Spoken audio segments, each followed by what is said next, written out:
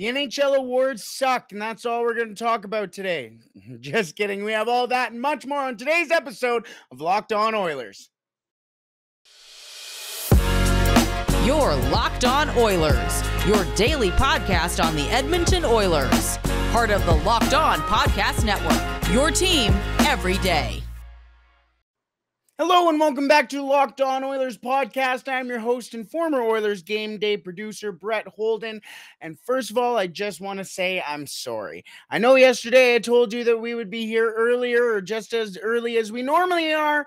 Unfortunately, I had a commitment that I forgot I had until basically the time that it started. So I had to go do that. So I apologize for that.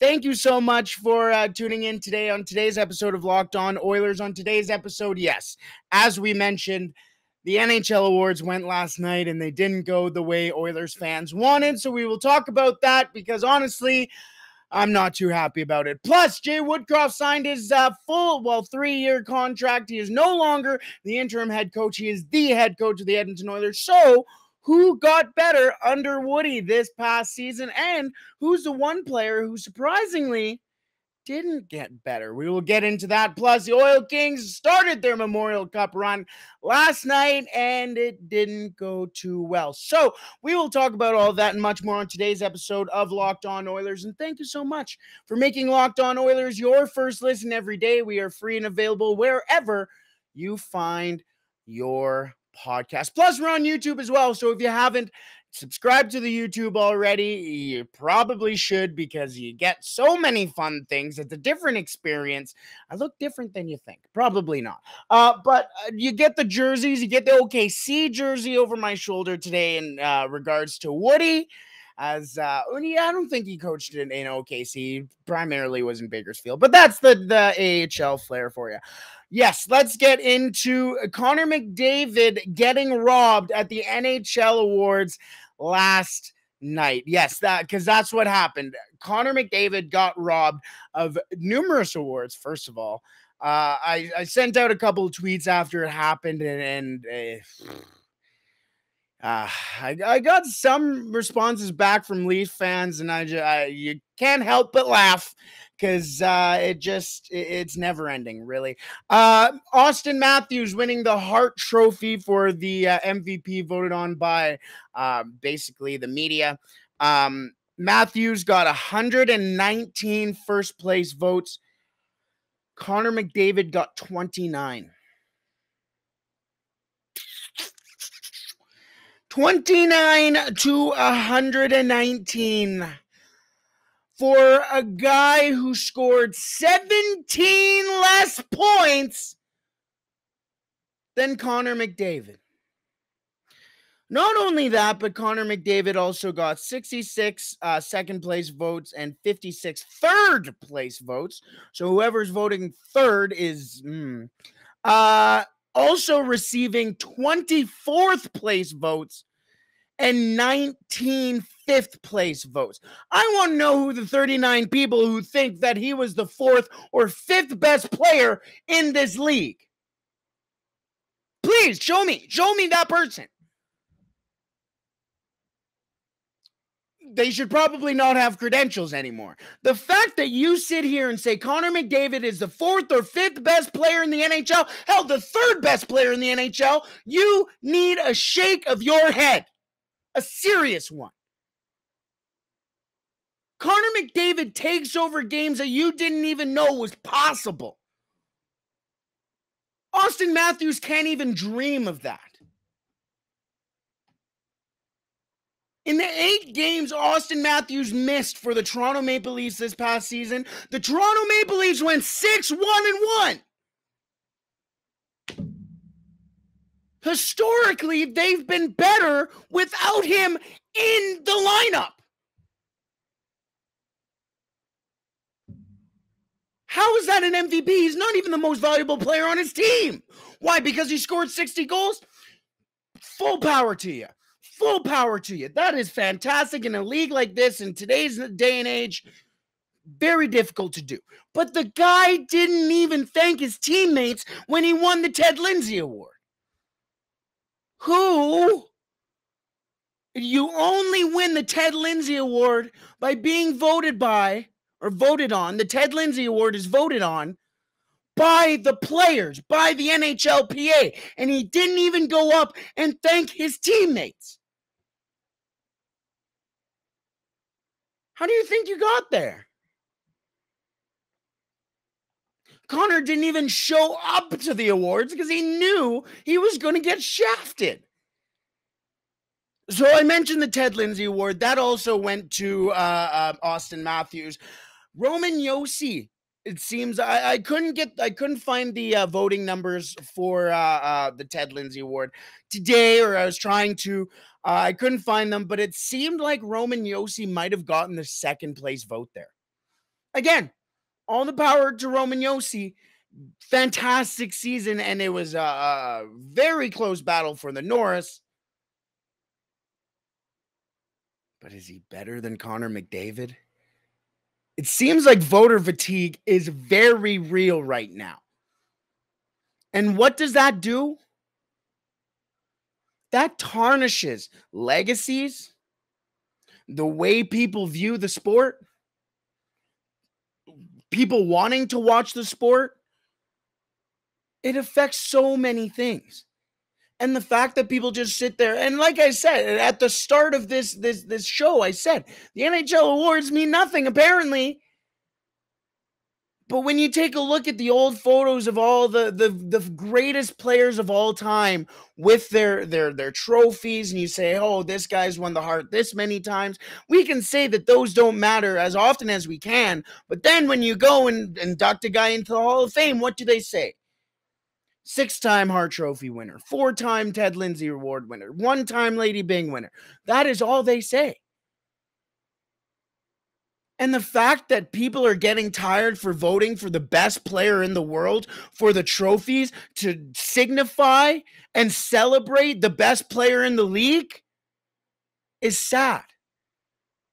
And it's not only sad from an Oilers fan perspective, it's sad from a fan perspective, it's sad from a league perspective, it's sad from a sporting perspective. The two all-star teams also came out after the NHL Awards. The first team NHL all-star team went Igor Shesterkin, obviously, Roman Josi, Cale Makar, Auston Matthews, Mitch Marner, and Johnny Gaudreau. The second NHL team, all-star team, was Jacob Markstrom, Victor Hedman, Charlie McAvoy, Connor McDavid, Matthew Tkachuk, and Jonathan Huberdeau. Where's Leon? Leon scored 55 goals this year. Do you think they even brought his name up at the NHL Awards? Nope. Didn't even give him a little acknowledgement. The kid who they deemed German Gretzky, who scored 55 goals this past season and finished with more points than Auston Matthews, didn't even get a, hey, great job this season, bud. What are we doing? What are the point of the NHL Awards, or what is the point of the NHL Awards if you're not going to celebrate the best players in the league? It just becomes a popularity contest, and apparently the best players in the world aren't that popular. I don't know. And that comes from a league. That's a league issue. That is something I can get into for a very long time. I won't get into right now, but yes, Connor McDavid was robbed last night at the NHL Awards. All right, let's move on, because I'm sure if you ask Connor McDavid, he'd go, whatever, I want the cup anyways. I agree with you, my friend. Let's move on to Jay Woodcroft, as Woody signed his 3-year deal with the Edmonton Oilers, as he had his press conference with Kenny Holland this morning. Not too much that really newsworthy. A little bit of talk about Dave Manson and the assistant coaches. So we'll get into that in just a second, and who got better under Jay Woodcroft in just a little sec. But first, this episode is brought to you by Rock Auto. With the ever-increasing numbers of makes and models, it is now impossible for your local chain auto parts store to stock all the parts you need. Why endure often pointless or seemingly intimidating questioning like, is your Odyssey an LX or an EX? And wait while the person behind the counter orders the parts from their computer using and choosing their only parts their warehouse happens to carry. You have computers with access to rockauto.com at home and in your pocket. Why choose to spend 30, 50, and even 100% more for the same parts from a chain store or a car dealership? That same Honda Odyssey, a fuel pump for that Honda Odyssey is about $353 at your local chain store. On Rock Auto, $216. I'm not great at math, nor am I that fantastic at money. Sorry, Mom. But I know that's a pretty good savings. Save time and money while using Rock Auto. Plus, Rock Auto is a family business serving do-it-yourselfers for over 20 years. Go explore their easy-to-use website today to find the solutions to all your auto part needs. While you're over at rockauto.com, see all the parts that are available for your car or truck and write Locked On in their How Did You Hear About Us box so they know who sent you. Amazing selection, reliably low prices, all the parts your car will ever need. rockauto.com. Alrighty. My bandana is getting all the way up to my head. I got heated last segment, and I'm sorry. I didn't mean to, but you know what time of day it is. It's a beautiful day after some rain last night. I almost ruined my plans last night, the commitment that I forgot I had. But hey, you know what that means? That was the break. Let's take a quick hydration break. Alrighty, let's move on to Jay Woodcroft. As yes, Woody signed. I keep calling him Woody because I was a big Toy Story fan. But Jay Woodcroft signed his 3-year deal for the Edmonton Oilers yesterday, I guess now. And he had his press conference today with Ken Holland. Again, not too much really that came out of that. Still discussions around whether or not Dave Manson and Glenn Gullison and I forget the other name they mentioned as well, if they will rejoin Jay in Edmonton. I'm sure they will. It's just a matter of when, not if. But as they mentioned, now they are going to go into their pro scout meetings and take a look at who they are looking at for trades and free agency. But I want to take a look at the players who might stay with the team because they got better with Woodcroft. There were some surprising names on here, to be honest. There are 6 names on here that really benefited from Jay Woodcroft, and one name that I wouldn't say didn't benefit or was worse because of Jay Woodcroft, but I think he was put into different situations because of how well he used everybody else, as opposed to how Dave Tippett used this player. It's just different. But the 6 players who have really benefited from Jay Woodcroft, the first one being Cody Ceci. Now, Cody Ceci down the stretch was the Edmonton Oilers' strongest defenseman.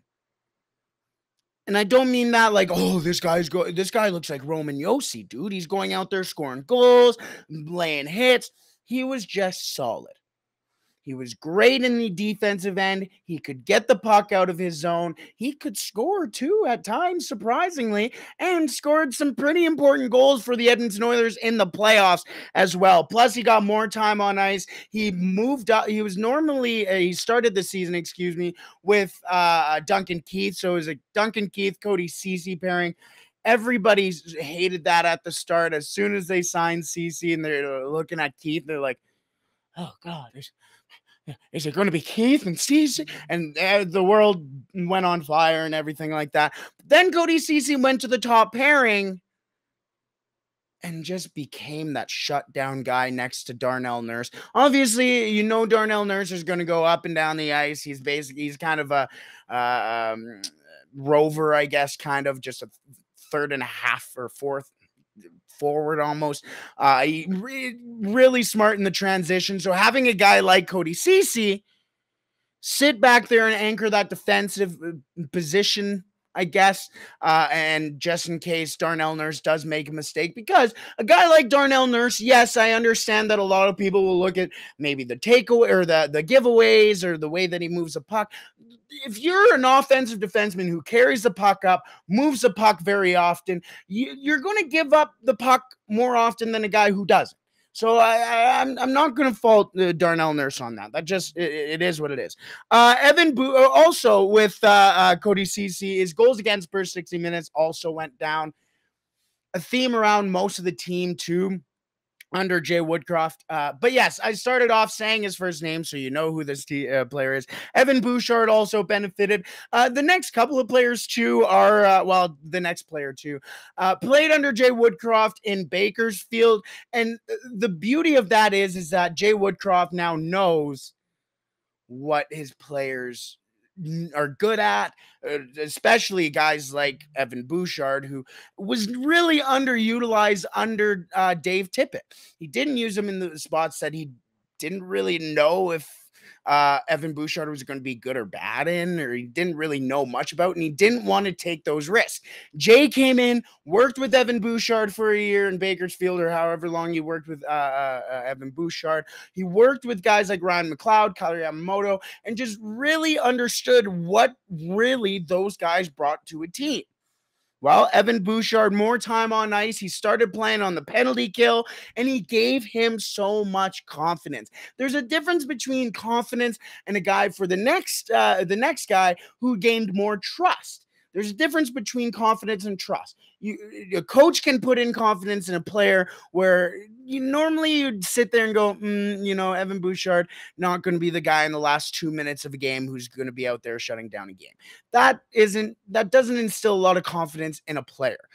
However, now you go out there. Now I'm confident that you're going to go out there and do something for this team. That builds the confidence of a player. Going out there and playing on the first power play unit, that builds confidence in your offensive skill. So Evan Bouchard as well. Plus his goals against per 60 went down. So a better defensive defenseman as well, or defensive aspect to his game. But yes, Ryan McLeod as well got better under Jay Woodcroft. More time on ice as well. Got that penalty killing time. Like Jay Woodcroft said at the end of the season, Ryan McLeod was an elite penalty killer down in Bakersfield, but when he came up to Edmonton, he just wasn't used in that role because Dave Tippett didn't know that. Now Jay Woodcroft comes in and uses Ryan McLeod on the penalty kill, on the power play, when the Oilers are down, when the Oilers are up, in the defensive zone, neutral zone, offensive zone. In any situation, he uses Ryan McLeod because he has that familiarity with him. Now Ryan McLeod has that trust, not confidence, trust from Jay Woodcroft to go out there and do something important from that team or for that team. And that is why Ryan McLeod really excelled under Jay Woodcroft. Next, Tyson Barrie. Great acquisition. I know it's kind of a polarizing pick, or a polarizing player, I should say. Tyson Barrie's offensive workload as well is very obvious, but it's his defensive play that really got better under Jay Woodcroft. He just looked very solid. I can't even pinpoint what it was that made him better in the defensive zone, but he was just smarter, making better plays in the right areas, going into board battles, and just was really smart. Really upped his value as well on the trade market. And it seems like a lot of people who hear Tyson Barrie's name in trade talks for their team are like, oh, look at these Jay Fresh shirts. It's not gospel, guys. Clearly you haven't watched him. Clearly you don't know what he did down the stretch. Tyson Barrie, a very strong, very good defenseman. Derek Ryan as well. A couple more names we'll rattle off. Derek Ryan, I bring up Derek Ryan because he was scratched when Jay Woodcroft first came in. And like he said, under Dave Tippett, when you weren't playing well, you weren't really communicated to as to what you weren't doing well, what you need to work on. Under Jay Woodcroft, Jay would come to him and say, listen, Derek, I want you back in the lineup. This is what you need to do. This is what you're not doing well. This is what you're doing a little too much of. Maybe let's rein it in here. Let's focus on here. bring it all together, and that is very helpful for a player. Players have been playing hockey with themselves, I guess, for their entire life, so they know what they're good at, what they're bad at, well, especially what they can excel in. But sometimes you don't see the stuff that you're just not really doing well. And that's where a good coach that is very communicative, like Jay Woodcroft, helps guys that are normally in the bottom six or in and out of the lineup and get the most out of those guys as well. So Derek Ryan as well, he called him a Swiss Army knife for the Edmonton Oilers. So that is big for Derek Ryan. Plus Duncan Keith, I know this is not a popular name, but Duncan Keith got a higher goals against per 60 minutes. Not a massive upgrade, to be honest with you. He looked very weak, I would say, at the end of the season there, or in the playoffs, I should say. But down the stretch of the regular season, Duncan Keith was a very important part for the Edmonton Oilers. We saw it at times in the playoffs as well when they were down and you just needed a guy to say, hey, this isn't over yet, a guy who had been there before. But stronger defensively down the stretch.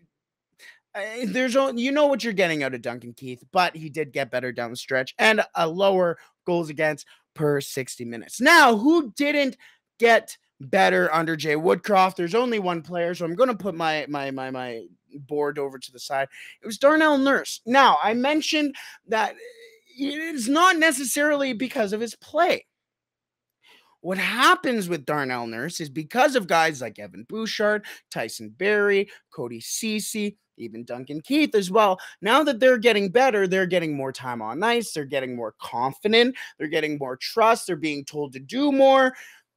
It kind of limits, and not in a poor way, it kind of limits Darnell Nurse's ability with the puck in the defensive zone, just more around with Darnell Nurse. So I don't necessarily say that he didn't get better under Jay Woodcroft in a negative way, but he just didn't excel like the way those other six players were. So hopefully, plus as well, down the stretch, he did get injured as well. So let's come back into camp healthy with a brand new mind, a brand new team. You get the system that you're used to and having success in down the stretch for the Edmonton Oilers as well. And we'll see what happens. Let's call it there. We will move on to the Edmonton Oil Kings and the Memorial Cup, as well as the first game of the Memorial Cup between the Oil Kings and the Shawinigan Cataractes was fantastic. We are in for amazing Memorial Cup if more games like that are to come. But first, I want to tell you about our partners over at BetOnline, as BetOnline.net is your number one source for all your betting and needs and sports information. Find all the latest sports developments, league reviews, and news, including this year's NHL Stanley Cup Finals, as Game 4 goes tonight. I'm excited to see what will happen, and that will Tampa Bay tie it, going back to Colorado, or will we get the first home team loss? We shall see. Plus, Major League Baseball is in full swing. Honestly, I have MLB Network over my right shoulder playing right now. Those Jays, I'm telling you, the bats are going crazy. Santiago Espinal is second in second baseman voting, all-star voting. Santiago Espinal. Alejandro Kirk has the most votes for a catcher at the All-Star game. These Jays are exciting. Though that's a team you need to watch, and head to BetOnline right now to take a look at their lines, because the Jays do play this afternoon.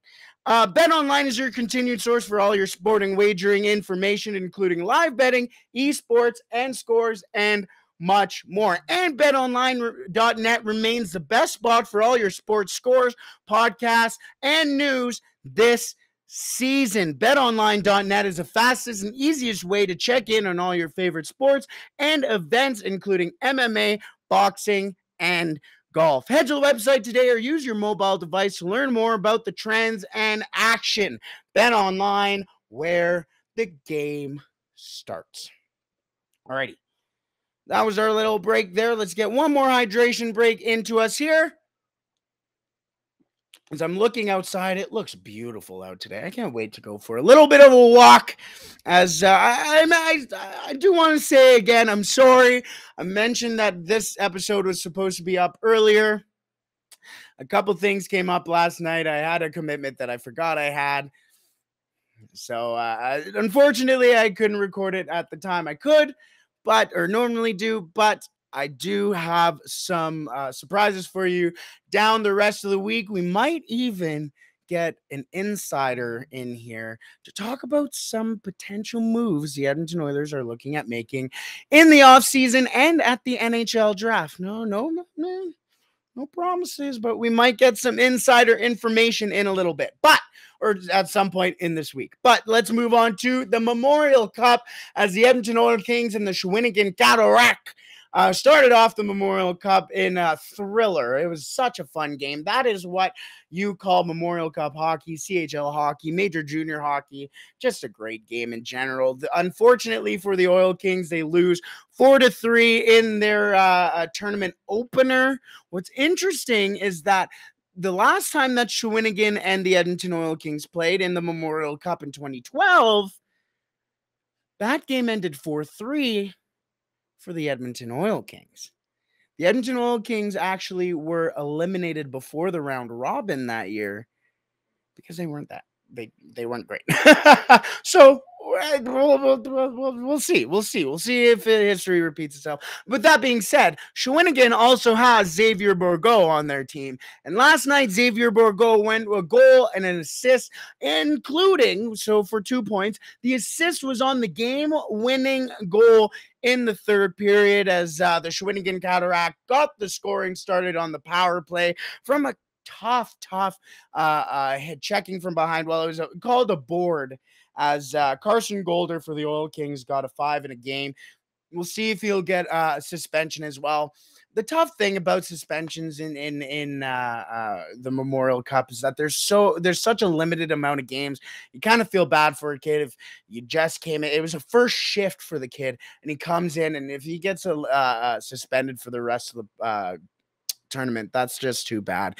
Like, these kids have been waiting for how long, and you're just gonna I don't know. And that may just be me going, whoa, you can't do that, but it'll be too bad. But yeah, Shawinigan scored and started the scoring on that power play, but then the Oil Kings stormed back, make it 1-1, and then 2-1, took the lead 2-1. Shawinigan then tied it on Xavier Bourgault's goal.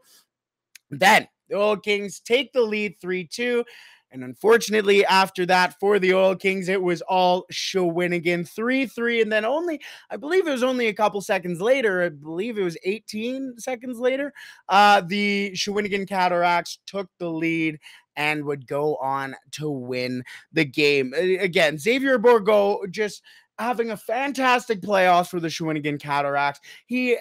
Watching him last night, it just really solidifies the pick for me for the Edmonton Oilers. He just really looked good in all areas. He went into the dirty areas, really forced the puck. There's this one play where just goes into a board battle, got the puck out immediately, got it to a teammate, got into open ice in front of the net, and almost scored.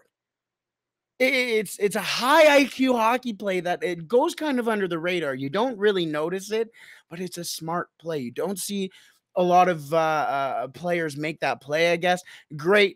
Just a great head on that kid's shoulders. He gets to open ice. He sees the open ice well, and he just attacks it. Gets open for his the puck carrier and his teammate to try and dump it off and if he gets into trouble. He's just a smart hockey player. He's playing with Maverick Bourque, who's a Dallas Stars pick. So he has the pedigree on his line and is playing with that pedigree as well.